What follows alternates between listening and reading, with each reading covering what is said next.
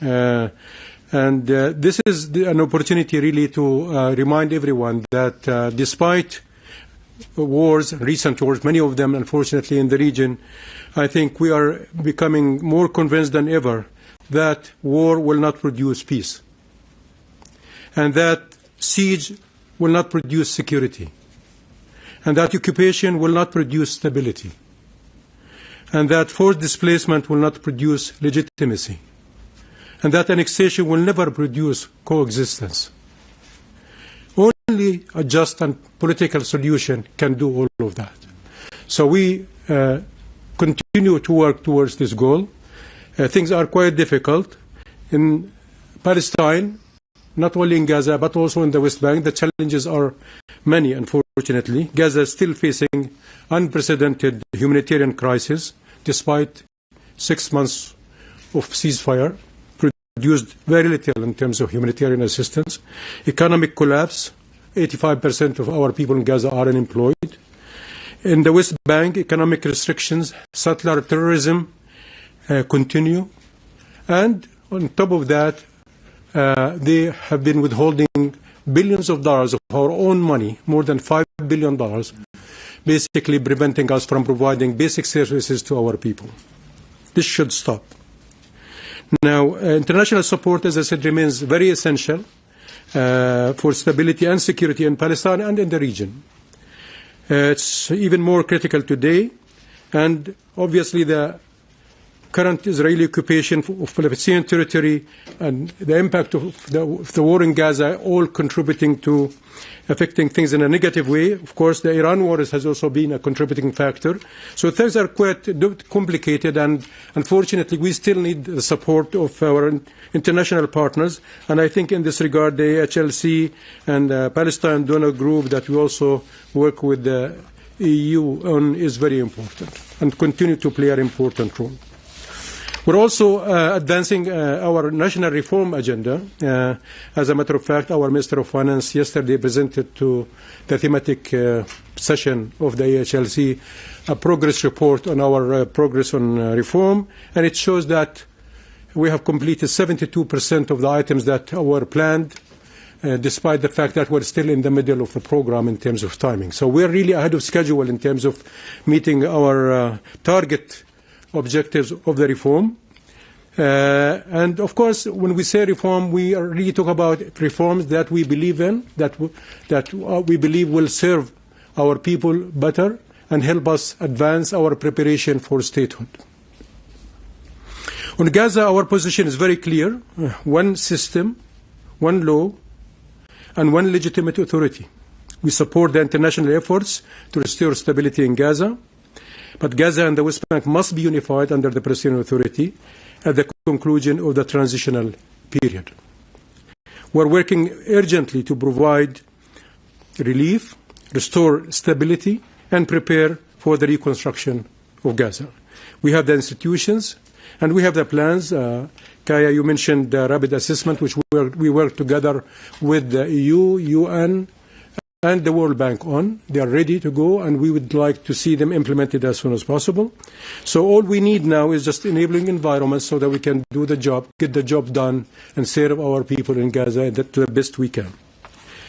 We continue to work with our partners, including the Global Alliance. The meeting today, this morning, was very good, I thought, to advance the two-state solution. We want to make sure that we do not get distracted from our main goal of implementing the two-state solution. There are several things happening around the region, but we all now, by now, know that the cause of many of these problems is the fact that a just and lasting peace between Palestine and Israel is still not there. So I think it's a reminder for everyone that it's important to continue to focus on solving the Palestinian-Israeli conflict.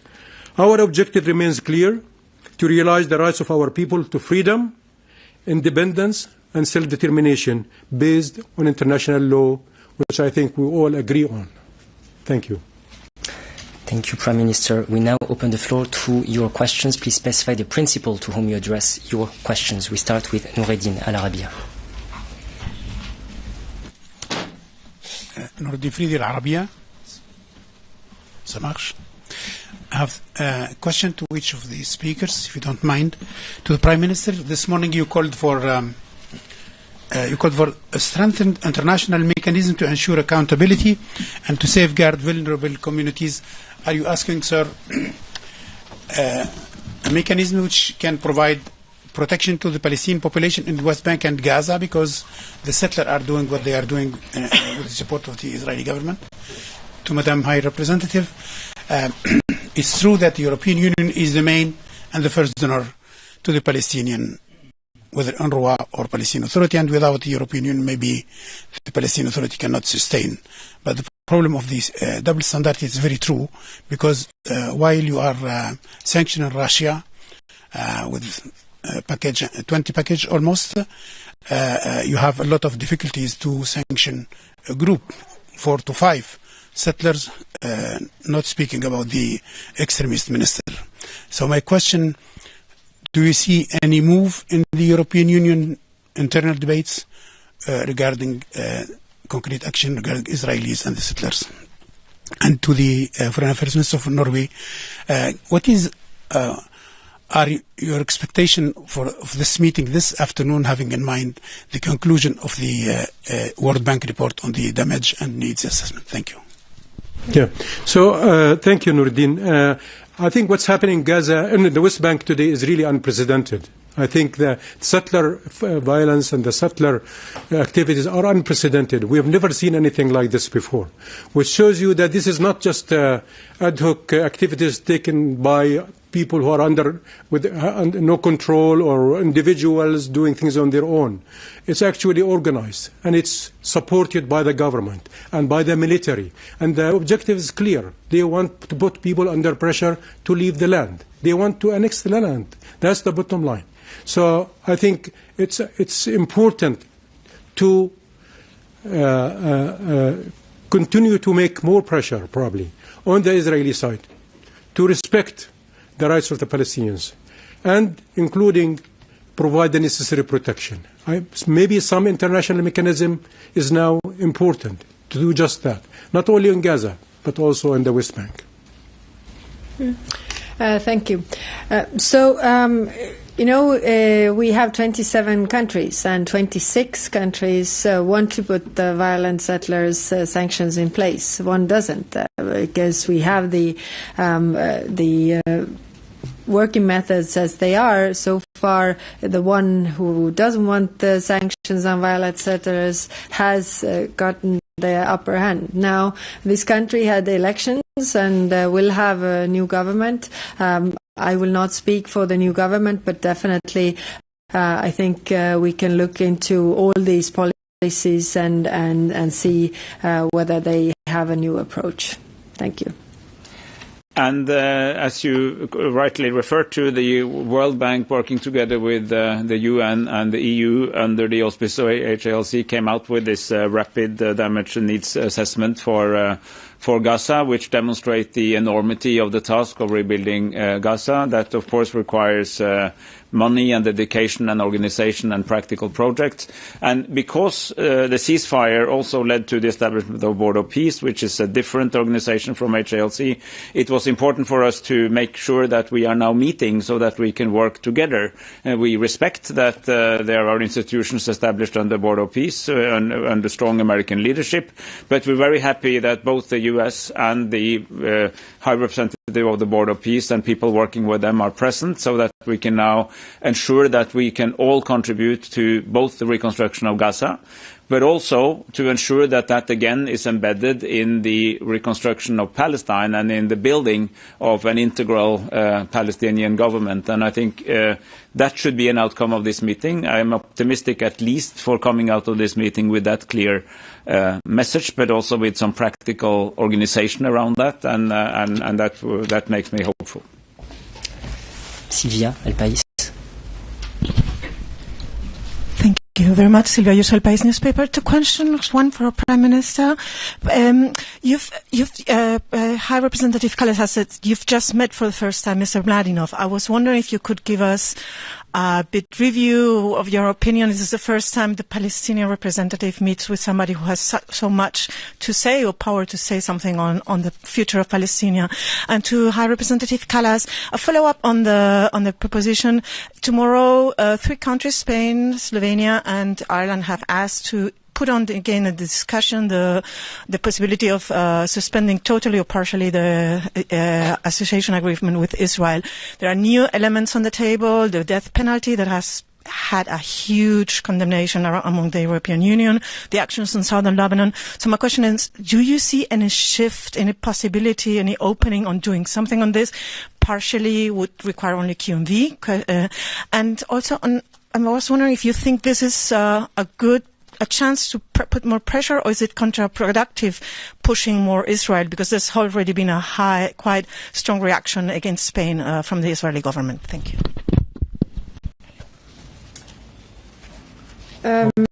Yeah, please. Yeah. No, on my meeting with Mr. Miladinov, it's my first meeting with him in our new capacity, but I know him very well from many years ago. So we know each other very well. And, of course, I explained to him at least our government perspective on this, that the UN Security Council Resolution 2803 is important for us, but we want to see it implemented fully, meaning starting with the ceasefire, which still didn't get told very clearly, not yet at least. Every day there are incidents, but we also like to see things moving towards more humanitarian assistance. We'd like to see more stabilization on the ground, more security, not gangs. We would like to see more open crossings and borders so we can get things inside. We'd like to see reconstruction started. And we want to see education and health services and basic services restored as soon as possible.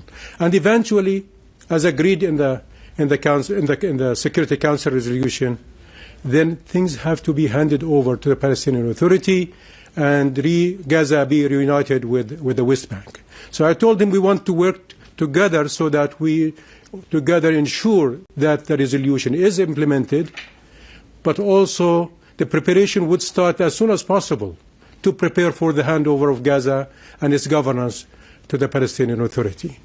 I think the discussion was very fruitful. I think we see eye to eye on many things, and I think that we will be meeting again in the near future, many more meetings, so that we can organize our efforts to ensure that our people in Gaza get the help and the service they deserve, and also ensure that the two-state solution and implementation, as envisaged in many UN Security Council resolutions, but also in the New York Declaration, is also implemented fully. Thank you on your question. So yes, member states have put this on the table, the suspension of the association agreement, which requires a unified position.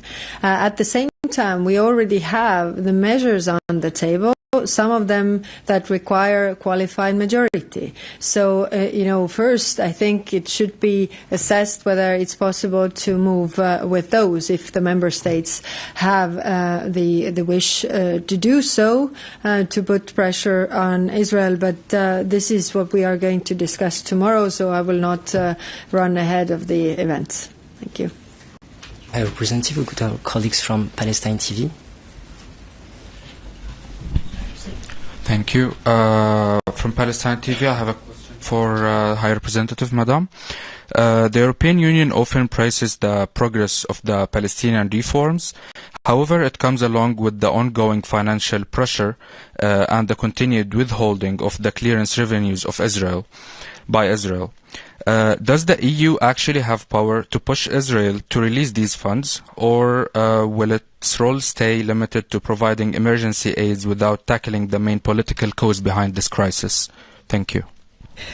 Thank you. Yes, European Union is pushing for reforms of the Palestinian Authority, and that's also true that they require funds. That's why we have been also supporting the Palestinian Authority, not only with financial means. We are the biggest supporters of the Palestinian Authority, but also, the know-how to do these reforms. When it comes to the revenues, we have been very clear with Israel that they have to release these revenues because they belong to Palestinians, and this is where the salaries and all come. So we have tried with different ways to raise this, but we can't force the Israelis, but we are continuing to do so. So every time we meet, we always raise this, and we always stress this also with our partners that have leverage over Israel. Thank you.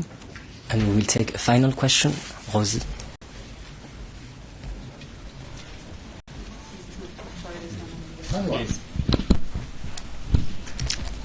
Thank you very much. It's Rosie Burchard for DW. First of all, to High Representative and the Foreign Minister. Foreign Minister, you spoke with respect about Trump's so-called Board of Peace, but do you think it is a useful formation compared to the meetings you've been having today, or is it, as some fear, simply hollowing out and undermining the United Nations? Would either of you consider accepting an invitation to a future meeting if it came your way, especially given the criticism that were levelled at your Commissioner colleague when she went last time? And to the Prime Minister, over the last couple of years we've seen several European countries moving to recognise Palestinian statehood. The situation on the ground continues to deteriorate. Are you in any way concerned that these moves of recognition are a sort of distraction from meaningful action toward a genuine two-state solution, which of course seems to many to be very far off? Thank you. So, thank you. Let me again reiterate, Norway was invited to join the Board of Peace, and we said no, we cannot join the Board of Peace because of its connotations that would challenge the principal authority of the UN, that is the broader international dimension of the Board of Peace. But we also recognize at the same time that under the auspices of what is now called Board of Peace, we are seeing that work is going to take place in Gaza, connected to implementing the 20-point plan, and we have supported the 20-point plan. Prime Minister Støre and myself went to Sharm el-Sheikh when this was broadly endorsed by very many countries, and the US, together with the three guarantors, which is Qatar, Egypt, and Turkey, are overseeing that these things is happening. So de facto, there will be institutions, international institutions set up to help recovery of Gaza under the auspices of Board of Peace. That's a reality. And Mr. Mladenow, who is very able and experienced in this, has taken on the role as the High Representative of Board of Peace. And under this, again, there is this new Palestinian committee that will not be a government, but that will help implementing and administrating this in a temporary setting. So in order to make sure that we're not working at cross purposes, but working together in the same direction, we have decided to invite them here, to have them involved in this in the program, and to make sure that we can support and they can also support the work that is being done both in Gaza and globally. This is about relating to the world as it is, and I think we should recognize that the reason there is a ceasefire in Gaza, I already said it's fragile, but at least there is a ceasefire, is because of strong insistence from the President of the US, and then this is what came out of that. So that's why I'm actually very happy that we're able to have all the people who are now committed to the rebuilding, both of Gaza but also of Palestine, together in the same room. And that's the first time we meet in this context. Yes. On that, yes, exactly the same, that we are, working together, but we are not joining the Board of Peace, because the Board of Peace that was foreseen in the United Nations Security Council resolution was, more strict, was mentioning the role of Palestinians and also, the temporary nature of the Board of Peace. So that is what we were also supporting in the United Nations Security Council, our member states. But the charter of this organization is not mentioning all these points that are important for us, and that's why we can't join this board of peace. But like I said, working together in the same direction is very important, and to keep the Palestinians engaged. And like Espen was saying, to have the two meet here is actually very important, because for us the role of Palestinians in building up Palestinian state is the most important. It has to be Palestinian led and Palestinian owned. And on the question of recognition, whether recognition is causing distraction, I don't think so. Recognition is a good thing. I mean, this is basically an overdue position to be taken. It's recognizing the right of the Palestinian people for self-determination, to live in their own country in dignity and freedom, independence, and so on. It's the right thing to do. The problem is not recognition. The problem is the occupation. There is one country in the world that refused to abide by international law and continue to occupy other people's land for 70 years now. That is the problem. So Norway would like to take the opportunity to thank all the countries who recognize Palestine, 160 of them so far, and the rest are actually already in a way recognize the Palestinian government, the Palestinian Authority. Probably they didn't make the final official announcement about recognizing Palestine, but many of them already practically do. So most of the countries in the world do recognize Palestine and Palestinian rights, and we appreciate this very much. With thanks to our three principals, this brings our press point to an end. Have a lovely afternoon. This is over. Thank you. Thank you, Vitaly. Next time, tomorrow.